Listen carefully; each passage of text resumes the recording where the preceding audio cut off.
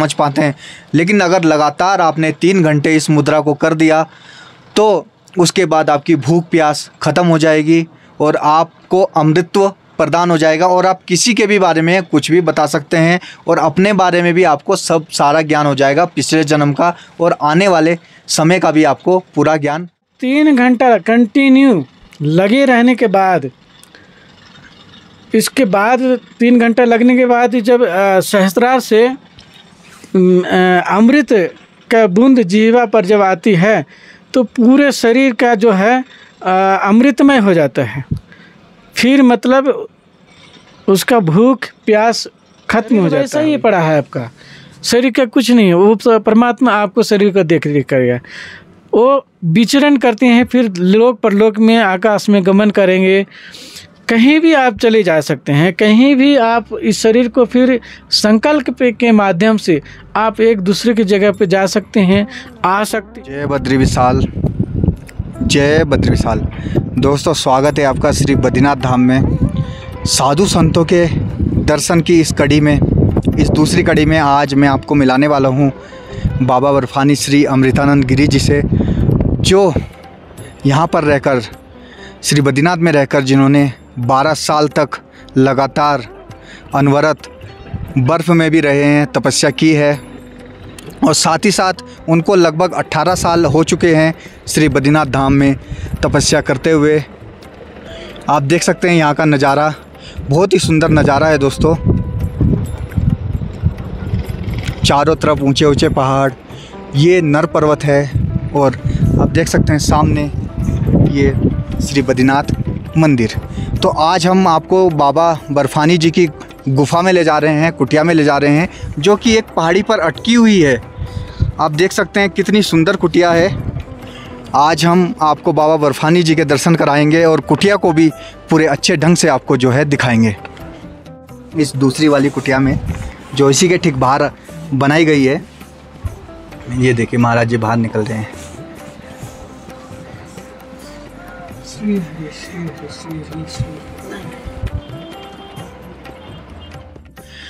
तो दोस्तों इस समय हम बाबा बर्फानी जी के साथ हैं। महाराज जी जय बद्री विशाल। जय बद्री विशाल। और अभी देखा महाराज जी अंदर कुटिया में ध्यान मुद्रा में थे। तो आज महाराज जी से कुछ हम सवाल पूछेंगे, कुछ वार्ता करेंगे। तो महाराज जी सबसे पहले आप हमें बताइए कि आप इस कुटिया में कितने दिनों से रह रहे हो और श्री बद्रीनाथ धाम में कितना समय हो गया यहाँ पर आपको रहते हुए? जय बद्री विशाल। इस जो गुफ़ा है ये नेचुरल गुफ़ा है। जब हम 2004 में यहाँ बद्रीनाथ धाम आए, संन्यास धारण करने के बाद, संस्कार होने के बाद, उज्जैन महाकुंभ में संस्कार हुआ। संस्कार होने के बाद हम नैनीताल से गुरु भाइयों के साथ बद्रीनाथ धाम में जब आया तो हमें तलाश थी कि ऐसा जगह हो जो स्वतंत्र रूप से हम तपस्या करें, तपस्या में लगे। तो हम सबसे पहले खाक चौक करके है एक बालक दास जी करके, वो वहाँ संतों की सेवा, कोई भी कैसा भी संत आ जाए वहाँ शरण मिल जाता है, भोजन पानी मिल जाता है। तो वहाँ मैंने 7 दिन रहा और हमारे साथ गुरु भाई भी आए थे। तो उनको भी तलाश थी कि ऐसे जगह हो जो हम भी साधना करें कुछ समय, और मेरा भी था।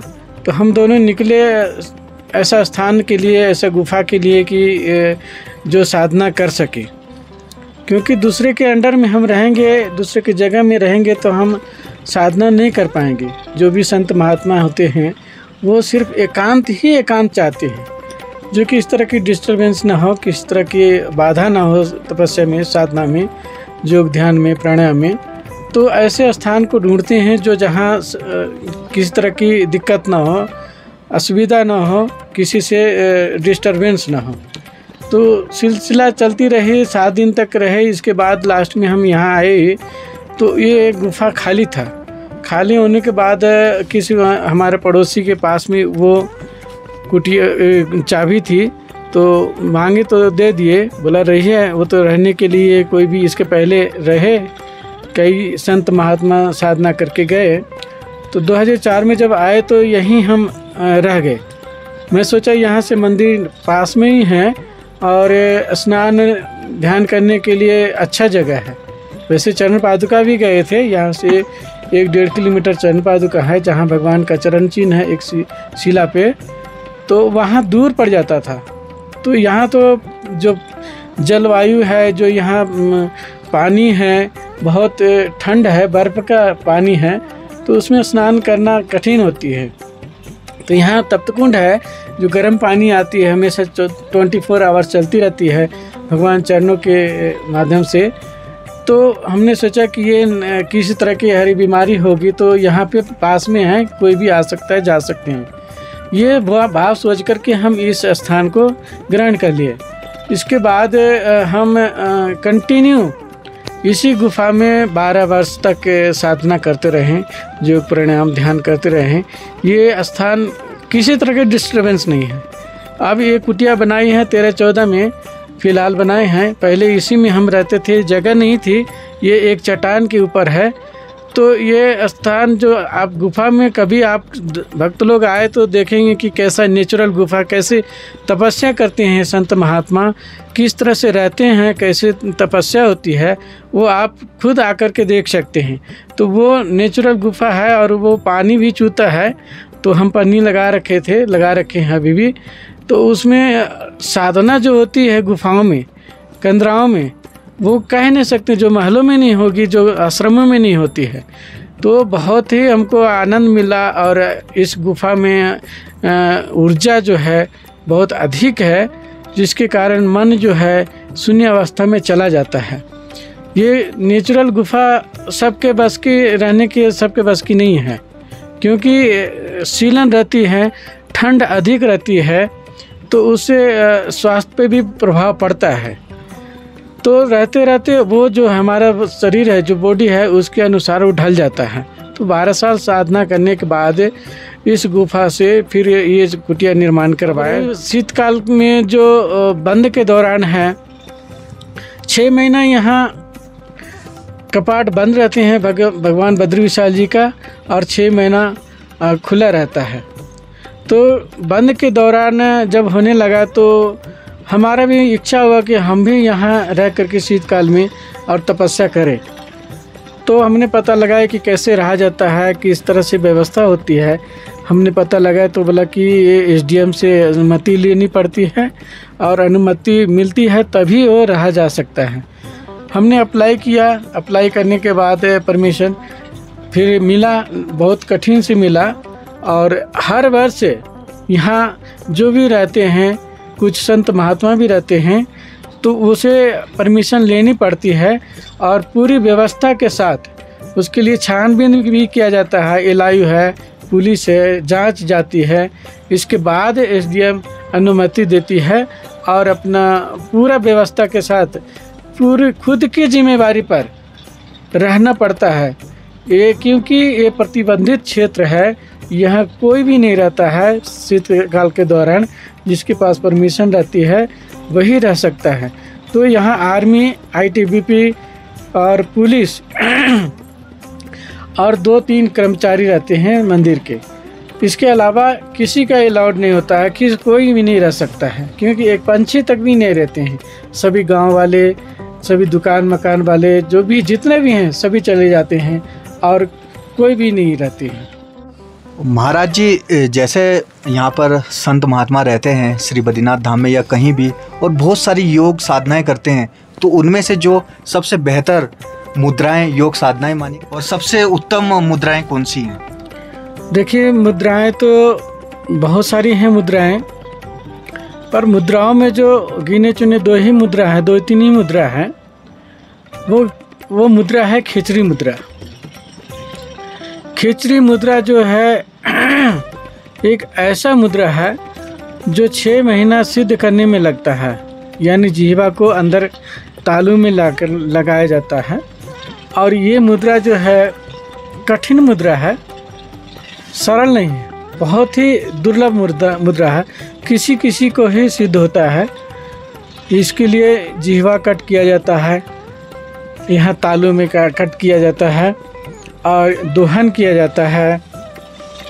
इसके बाद जब अंदर जाता है तो उसको सिद्ध करने के लिए हमें तो 6 महीना लग गया। एक संत के पास था वो मुद्रा, और उसके लिए वो जो लगाया जाता है वो बहुत कठिन मुद्रा है। आप दोस्तों आप बने रहिएगा वीडियो में। महाराज जी में खेचरी मुद्रा, पहले हमें मुद्रा दिखा दीजिए, फिर उसके बाद हम इसके फायदे भी आप हमको बताना।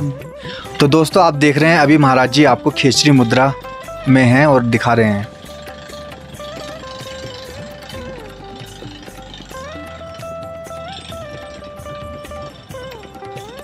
ये देखिए महाराज जी ने अभी हमें खेचरी मुद्रा दिखाई है, जिसको महाराज जी ने बताया कि इसको करने के लिए लगभग 6-7 महीने आपको जो है अनुभव करना पड़ेगा, प्रैक्टिस करनी पड़ेगी, और उसके बाद ही ये मुद्रा आप कर पाओगे।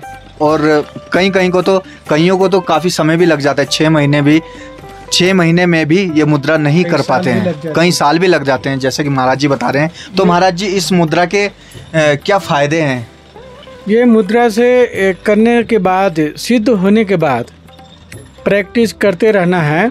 जैसे 1 घंटा, आधा घंटा, 1 घंटा कंटिन्यू लगाते रहना। ये जो जीवा है यहाँ आती है सुषुम्ना नाड़ी में, तो यहाँ लगा करके हमेशा रहती है और रखे रहना पड़ता है। कभी मुंह में लार आ जाती, थूक से भर जाती है, तो वो प्रैक्टिस है जिसका 3 घंटा कंटिन्यू लगे रहने के बाद, इसके बाद 3 घंटा लगने के बाद जब सहस्त्रार से अमृत का बूंद जीवा पर जब आती है तो पूरे शरीर का जो है अमृतमय हो जाता है। फिर मतलब उसका भूख प्यास खत्म हो जाता है वही। तो दोस्तों महाराज जी ने इतनी बड़ी बात बताई है। अभी यदि आप खेचरी मुद्रा को, जो महाराज जी ने दिखाई है खेचरी मुद्रा जीभ से होती है, उसको आप लगातार 3 घंटे कर लेते हैं तो आपके जो अमृत अंदर ही, जो महाराज जी ने बताया कि अमृत की एक जो बूंदे टपकती है अंदर से, यदि वो बूंदे आपके अंदर चली जाएं तो आपकी जो है महाराज जी भूख प्यास, हाँ भूख प्यास खत्म हो जाती है, भूख प्यास बिल्कुल खत्म हो जाती है। तो इसी तरह जो है साधनाएं करते हैं, जाती हैं और बिल्कुल समाधि अवस्था में चले जाते हैं। समाधि जहाँ एक बार लग गया तो समझिए कि आवागमन से आपका छुटकारा मिल गया, यानी जन्म मृत्यु के बंधनों से आप मुक्त हो गए। तो खेचरी मुद्रा ये बहुत ही कठिन है, बहुत ही दुर्लभ भी है। अब तो बहुत कम रह गया है जिसके पास खेचरी मुद्रा है। तो ये जो मुद्रा है इससे आपका जीवन सुधर गया। मतलब एक बार जहाँ अंदर चला गया और सिद्ध हो गया, अमृत की बूंदें आपके जीवा पे टपक गई और पूरे शरीर अमृतमय हो गया, तो इच्छाएं वासनाएं सब नष्ट हो गए, भूख प्यास सब नष्ट हो गए। और समाधि अवस्था में हमेशा खेचरी मुद्रा में रहने से आपका पूरा आप अपने जन्म मृत्यु के बारे में भी जान सकते हैं, ज्ञान हो जाएगा। आप कितने जन्म लिए हैं और आपके विषय में भी बता सकते हैं। ये ऐसी मुद्रा है जो कठिन मुद्रा है, इसको सबके बस की नहीं है, बहुत कठिन है। तो अमृत हमारे जिह्वा पे टपकेगा तो महाराज जी बता रहे हैं कि बहुत ही कठिन मुद्रा है, जिसकी लगातार जो है निरंतर अभ्यास करना पड़ता है। और 6-7 महीने के बाद कहीं आप थोड़ा बहुत समझ पाते हैं, लेकिन अगर लगातार आपने 3 घंटे इस मुद्रा को कर दिया तो उसके बाद आपकी भूख प्यास ख़त्म हो जाएगी और आपको अमृतत्व प्रदान हो जाएगा और आप किसी के भी बारे में कुछ भी बता सकते हैं और अपने बारे में भी आपको सब सारा ज्ञान हो जाएगा, पिछले जन्म का और आने वाले समय का भी आपको पूरा ज्ञान हो जाएगा। तो महाराज जी ऐसा बता रहे हैं। तो महाराज जी जैसे आप यहाँ रहते हो गुफा में, तो आपका खाने का कैसे होता है, आप खाने का कैसे करते हो? खाने का देखिए, यहाँ तो एक हिमालय है, हिमालय में भूख प्यास कम लगती है जी। पहले के ऋषि मुनि जो होते थे, हड्डियों में प्राण होता था। सतयुग त्रेता में जो ऋषि मुनि होते थे वो प्रकृति पे निर्भर रहते थे, गंगा का जल ग्रहण करते थे। जो कंद मूल प्रकृति में जो पृथ्वी में होते थे कंद मूल, उसको जंगलों में कंद मूल होते थे, उसको खा करके और रहते थे, पत्ते खा करके रहते थे। जो ध्रुव थे वो पत्ते खा करके रहे और कितने वर्षों तक तपस्या किए थे।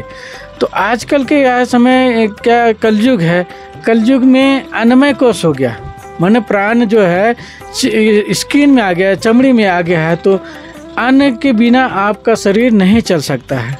जब शरीर नहीं है शुद्ध, जब आपका स्वस्थ नहीं है, दुर्बलता है शरीर में, तो आप भजन में नहीं बैठ सकते हैं 2 घंटा, 3 घंटा, 4 घंटा आप साधना में एक आसन पे नहीं बैठ सकते हैं। तो उसके लिए अन्न की आवश्यकता है। अन्न ही प्राण है। हम जो भी ग्रहण करते हैं वो हमें ऊर्जा प्रदान करती है, वो हमें प्राण प्रदान करता है। अन्नमय ही कोष हो गया है। अन्न के बिना हमारा शरीर नहीं चल सकता है। तो उससे जो भी हमें भक्त लोग दान करते हैं, देते हैं, दान करते हैं, पुण्य करते हैं, तो उससे हम ग्रहण करते हैं। तो वो भक्त जो है अपनी इच्छाओं को लेकर के और दान करते हैं। कोई भी निस्वार्थ भाव से दान नहीं करता है। तो उसको जब स्वार्थ भाव से दान करते हैं तो उसकी हमें जो तपस्या की, हम जो तपस्या साधना कर रहे हैं, प्राणायाम जो ध्यान जप कर रहे हैं, उसका फल देना पड़ता है, जिसके कारण कलयुग में सक्सेस नहीं हो पाता है। सतयुग में, त्रेता द्वापर में क्या है, ऋषि मुनि प्रकृति पे निर्भर रहते थे, तो वो जो आगे की ओर बढ़ जाते थे, बहुत ऊर्जाएं इकट्ठा हो जाता था, जिसके कारण वो समाधि अवस्था में चले जाते थे और कई हजारों वर्ष तक के समाधिस्थ रहते थे। आज भी ऐसा समय है जो कंदराओं में, गुफाओं में बंद करके और समाधिस्थ हैं, प्राण स्थिर है। समाधिस्थ में क्या होता है, शरीर का जो हमारा जो क्रिया है वो स्थगित हो जाता है। उन्हें रक्त का संचालन, दिल का धड़कन, वो सभी बंद हो जाते हैं। वो जो हमारी प्राण ऊर्जा है, प्राण ऊर्जा को पैर से लेकर के सहस्त्र में स्थापित कर दिया जाता है और स्थापित करके और हम सूक्ष्म शरीर से निकल जाते हैं। शरीर वैसा ही पड़ा है आपका, शरीर का कुछ नहीं है। वो परमात्मा आपको शरीर का देख रेख करेगा। वो विचरण करते हैं, फिर लोक परलोक में, आकाश में गमन करेंगे। कहीं भी आप चले जा सकते हैं, कहीं भी आप इस शरीर को फिर संकल्प के माध्यम से आप एक दूसरे की जगह पे जा सकते हैं, आ सकते हैं उस शरीर से संकल्प करके। समाधि भी कई तरह के होते हैं, 3-4 तरह के समाधि होते हैं, संकल्प, विकल्प, निर्विकल्प, तुरीय अवस्था। तो जो समाधि एक बार हो गया तो समझिए कि उसका जो मृत्यु है, मृत्यु का अधिकार सिर्फ शरीर के ऊपर है, स्थूल शरीर के ऊपर है, सूक्ष्म शरीर के ऊपर नहीं है। तो जब सूक्ष्म शरीर से हम निकलते हैं तो आकाश में गमन करेंगे, लोक परलोक चले जाएंगे, देवलोक, ब्रह्मलोक भी जा सकते हैं। पहले के ऋषि मुनि क्या होते थे, ब्रह्मलोक तक के गमन करते थे, देवलोक गमन करते थे, सशरीर चले जाते थे, बैठे बैठे ही चले जाते थे, कभी ज्योति रूप में, कभी कुछ रूप में, कभी चले जाते थे, सशरीर चले जाते थे। अब वो रह ही नहीं गई है, क्योंकि उतना हम साधना करते हैं फिर भी वो नहीं फलीभूत हो पाता है, क्योंकि जो हमें सेवा करेगा, अन्नदान करेगा, उसको देना ही पड़ता है। तो ये जो है बहुत कठिन है। कलियुग में साधना तपस्या करना बहुत कठिन रह गया। सिर्फ अब नाम जप ऐसे कहते हैं, भक्ति मार्ग से सरल है, भक्ति मार्ग से आप जा सकते हैं, प्राप्त कर सकते हैं भगवान का। तो भक्ति मार्ग सरल बता दिया है ऋषि मुनियों ने कि आप भगवान को भक्ति मार्ग से जा सकते हैं। तो महाराज जी ने आपको बताया कि ध्यान साधनाएं कैसे कैसे होती हैं। तो महाराज जी, जैसे आप इतने वर्षों से यहाँ रह रहे हो और आपने संन्यास धारण भी किया है और काफ़ी वर्षों से तपस्या में लीन हो आप जी, तो महाराज जी कभी आपको ऐसे संत के दर्शन हुए जो कि आप बता रहे हैं कि सूक्ष्म शरीर से बाहर निकल गए, या ऐसे कभी ऐसे सिद्ध महात्मा के आपको दर्शन हुए? देखिए, ये हिमालय है जी, सशरीर तो नहीं, एक सुंदर नाथ है करके, ये सतो पंथ में रहते हैं जी, और भी कई ऋषि मुनि हैं, लेकिन वो गुप्त रूप से रहते हैं। हाँ, आभास तो होती है कि ये स्थान पे ये संत या देवी या देवता रह रहे हैं और विचरण करते हैं, वो आभास होगा, क्योंकि वो उतना हमारा वो वहाँ तक पहुँचना या वो उस स्थान तक के पहुँचना कठिन है। उसके लिए हमें चर्म चक्षु से नहीं हो पाता है। हाँ, सूक्ष्म शरीर से होता है, आना जाना होता है, भ्रमण होता है, मिलना जुलना होता है, हर तरह की ऐसे ऐसे घटनाएं होती है जो हम कभी कल्पना भी नहीं किए हैं। वो सूक्ष्म से होती है, स्वप्नावस्था में होती है। तो बहुत सारे ऐसे ऋषि मुनि हैं, दर्शन होते हैं, जैसे कभी कभी ज्योति रूप में दर्शन हो जाते हैं, कभी आभास हो जाती है, होते हैं। को देख सकते हैं आप, महाराज जी को देख सकते हैं। महाराज जी ने इतनी कठोर तपस्या यहाँ पर की है श्री बद्रीनाथ धाम में, और 12 वर्षों तक बर्फ़ में भी रहे हैं। महाराज जी की वीडियो भी कई जगह वायरल हो चुकी है और अखबारों में भी महाराज जी का। एक बार तो दोस्तों, एक बार की ऐसी घटना है, महाराज जी ने एक समय हमें बताई थी कि महाराज जी को जो है अखबार वालों ने, किसी न्यूज़ वालों ने जो है मृत घोषित कर दिया था कि महाराज जी जो है इस समय ख़त्म हो चुके हैं, क्योंकि ग्लेशियर इतना बड़ा आया था। जब महाराज जी यहाँ पर रहते थे तो इतना बड़ा ग्लेशियर आया था, तो महाराज जी उस ग्लेशियर में दब गए थे। तो महाराज जी, अगर आप बताना चाहते हो उस घटना को, तो वो घटना कैसे हुई थी उस समय? देखिए, ये हिमालय क्षेत्र है और हिमालय में चक्रवात जो है बहुत अधिक चलता है। जनवरी फरवरी में, मार्च में बहुत अधिक, जैसे प्लेनों में तूफान चलती है, चक्रवात चलती है प्लेनों में, उसी तरह से यहाँ 2-3 तरह के चक्रवात चलते हैं। एक रोलर, एक इस तरह से घूर्णी ऊपर की तरफ चलता है।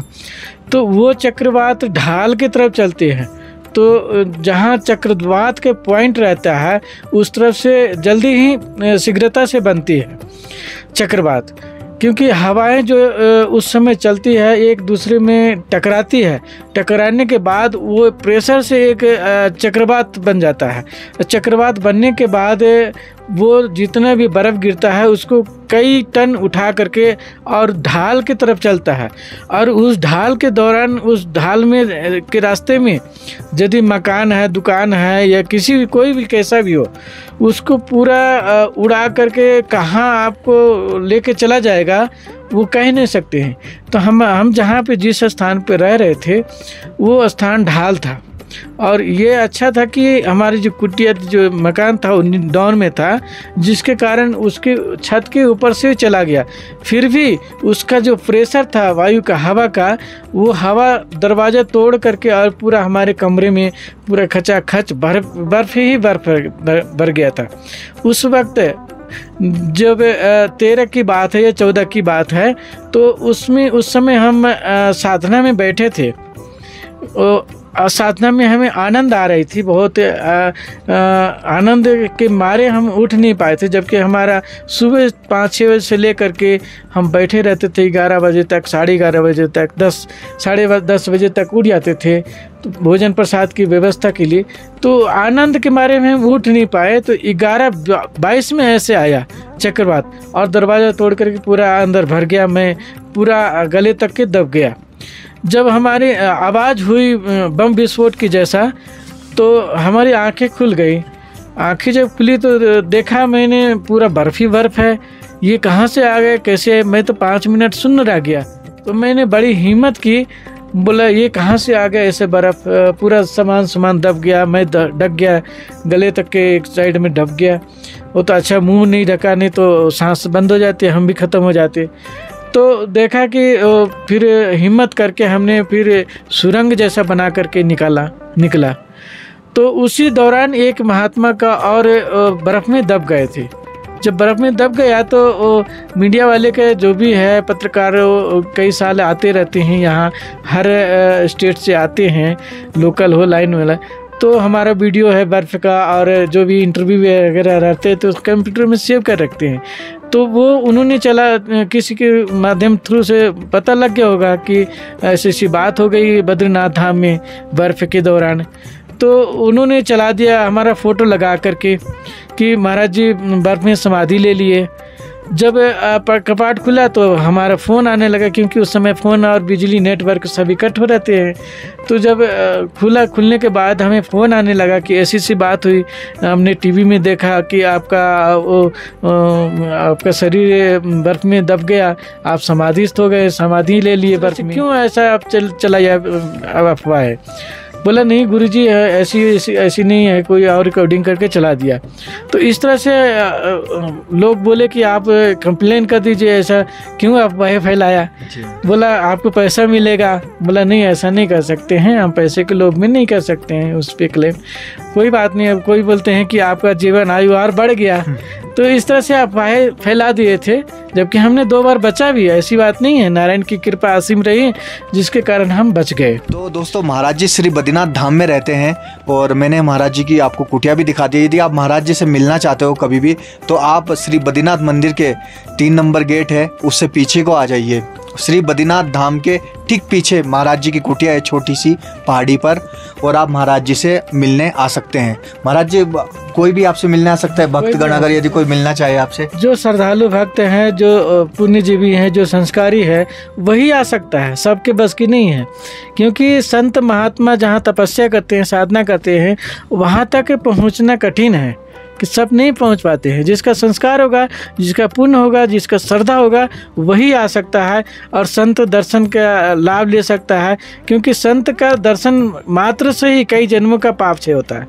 संत दर्शनम दुर्लभम, संत का दर्शन मात्र से आपका पाप क्षय होगा। और सेवा दान पुण्य करके सेवा किया श्रद्धा भाव से, तो उसका फल कई गुना मिल जाता है। क्योंकि ये बद्रीनाथ धाम है, बद्री का आश्रम है, और यहाँ दान पुण्य करने से 10,000 गुना फल मिलता है। संत महात्मा और ब्राह्मण का दान पुण्य और भोजन प्रसाद कराने से 10,000 गुना फल मिलता है। ये शास्त्रों में ऐसा वर्णन है, मैं नहीं कहता हूँ। पर कोई भी भक्त आ जाता है दोस्तों तो महाराज जी उसके लिए जो है यहाँ पर थोड़ा बहुत अल्प जो भोजन की व्यवस्था भी करते हैं। तो ऐसा महाराज जी यहाँ पर करते हैं। तो दोस्तों आप जब भी अपनी कमाई का 10वां हिस्सा जरूर साधु संतों की सेवाओं में, गरीब की सेवाओं में और दान पुण्य में जरूर लगाएं। यदि आप भी महाराज जी को जो है कुछ दान दक्षिणा करना चाहते हो तो वो भी आप कर सकते हैं। क्योंकि दोस्तों साधु संतों के पास देखो कोई रोजगार नहीं होता, वो भी हमारे भरोसे ही जीते हैं। भक्त लोग रहते हैं, गृहस्थ लोग रहते हैं, वही साधु संतों को दान दक्षिणा देते हैं, जिसके सारे साधु संतों का जीवन और तपस्या चलती रहती है। और उससे दोस्तों केवल साधु संतों को लाभ नहीं होता, उससे पूरे विश्व को, पूरे जो जितने भी दान पुण्य वाले होते हैं उनको सबको लाभ होता है। तो इस वीडियो के डिस्क्रिप्शन में मैं आपको कुछ डिटेल महाराज जी की दे दूंगा, तो आप महाराज जी से संपर्क साध सकते हैं। और जब भी आप श्री बद्रीनाथ धाम आए तो महाराज जी से अवश्य मिलें। एक दिन की घटना में यहीं पे महाराज जी की कुटिया में बैठा था, मैं आता रहता हूँ महाराज जी के पास। एक व्यक्ति यहाँ से लगभग 50 मीटर दूर से ही चला गया, वो यहाँ तक नहीं पहुँच पाया। सही बात है, उस दिन में महाराज जी सौभाग्य नहीं है, उसका संस्कार नहीं है। दोस्तों यहीं पे नीचे आया था वो, पे यहाँ से 2 मिनट का रास्ता बचा था, पर वो यहाँ तक नहीं पहुँच पाया, वो वहीं से जिस तरह से भगवान के दरबार से भी कोई लौट जाते हैं, हमने देखा है, कई बार अनुभव किया है। उसका सौभाग्य नहीं है, संस्कार नहीं है, तो आप भगवान के दरबार से भी लौट के आप जाना पड़ेगा। आपको आधा रास्ते से ही लौट करके जाना पड़ता है। कोई न कोई किसी न कोई घटना घट जाएगी, कोई न कोई आपको बात ऐसा समय ही मजबूर कर देगा जो आपको लौटना पड़ेगा बिना दर्शन किए भगवान का। तो संस्कार की बात है, पुण्य की बात है। तो ठीक है दोस्तों, इस वीडियो में इतना ही। अगर आपको वीडियो अच्छी लगी तो लाइक जरूर कीजिएगा, चैनल को सब्सक्राइब जरूर कीजिएगा और कमेंट में जरूर लिखिएगा जय बद्री विशाल, जरूर लिखिएगा जय बद्री विशाल महाराज जी, जय बद्री विशाल।